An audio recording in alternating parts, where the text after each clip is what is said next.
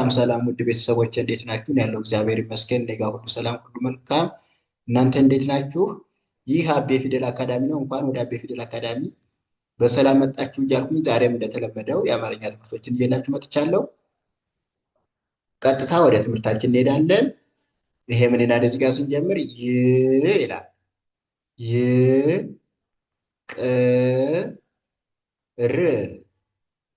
ይቅር ይላል።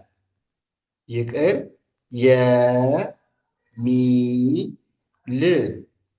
የሚል ታላቅ ታላቅ ነው። ይቅር የሚል ታላቅ ነው ይላል። ወደ እንግሊዝኛ ስንቀይረው ደግሞ ይ ስንል ዋይ ናት፣ ቅ ስንል ኬ ናት፣ ር ስንል አር ናት። ይቅር ይላል። እዚህ ጋር ስድስት ፊደሎች ሲሆኑ አንዳንዴ ስድስተኛ ፊደልን መጠቀም አይን ማለት ነው። ለስድስተኛ ፊደል አይን አናባቢ መሀል ላይ መጠቀም እንችላለን። እሺ እዚህ ጋር ደግሞ የ ስንል ዋይ ኢ፣ ሚ ስንል ኤም አይ፣ ል ስንል ኤል፣ አጠቃላይ የሚል ይላል። ይሄ ደግሞ ታ ይላል። ቲኤ ሲሆን ታ፣ ኤልኤ ሲሆን ደግሞ ላ፣ ኬ ብቻ ሲሆን ደግሞ ቅ፣ ታላቅ ነ ስንል ኤን ኢ፣ ው ስንል ደግሞ ደብሊው ናት። ነው ይላል።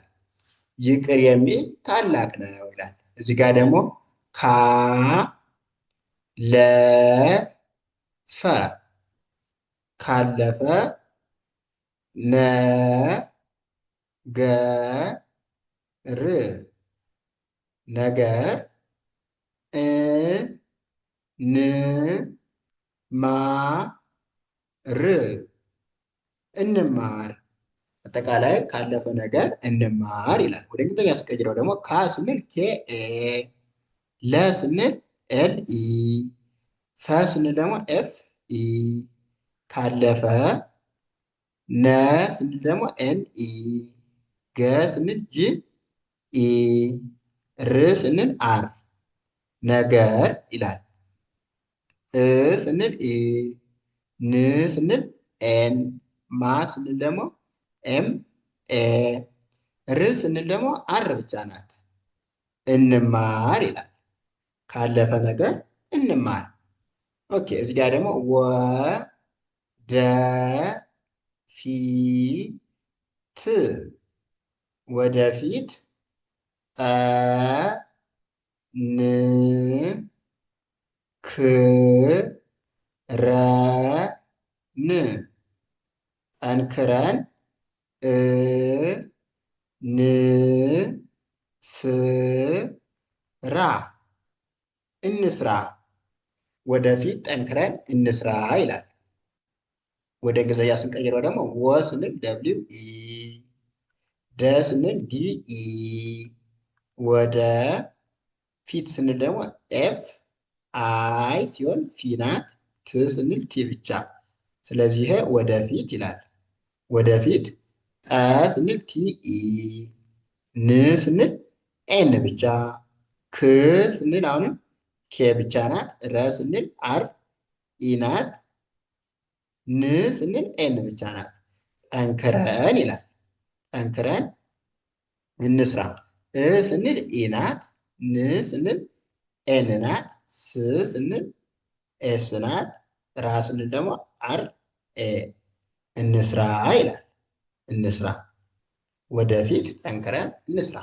ኦኬ እዚህ ጋር ደግሞ አ ላ ማ ዓላማ፣ ያ ለ ን ያለን፣ እ ን ሁ ን እንሁን፣ አጠቃላይ ሲነበብ ዓላማ ያለን እንሁን ይላል። ወደ እንግሊዝኛ ስንቀይረው አ ስንል ኤ፣ ላ ስንል ኤል ኤ፣ ማ ስንል ኤም ኤ ዓላማ ይላል። ያ ስንል ደግሞ ዋይ ኢ፣ ለ ስንል ኤል ኢ፣ ን ስንል ኤን ብቻ፣ ያለን እ ስንል ኤ ብቻ ናት፣ ን ስንል አሁንም ኤን ብቻ ናት። ሁ ስንል ኤች ዩ፣ ን ስንል ኤን ብቻ እንሁን ይላል። አጠቃላይ ዓላማ ያለን እንሁን ብለን እናነባዋለን። እዚህ ጋር ደግሞ